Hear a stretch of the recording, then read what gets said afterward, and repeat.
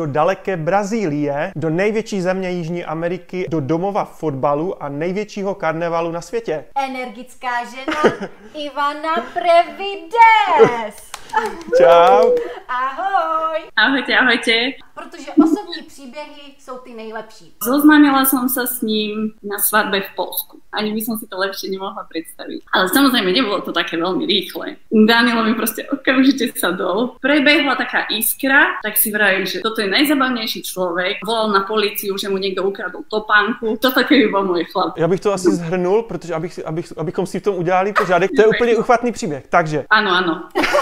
Tak to je úplně, tak to nemá chybu. Presťahovali sme sa, a brali sme ešte aj psa dokonca. Čiže nielen dieťa, ale nás dvoch a vybaviť, predať auto, prenajať byt. Ale iba s podmienkou s tým, že budeme vlastne blízko rodiny. Keby som bola úplne neznámej krajine, s jazykom, ktorý som ešte neovládala poriadne, keď chceš Brazílčana zbaviť, keď si beriete Brazílčana, tak si s ním beriete vlastne aj celú rodinu. Doslovne.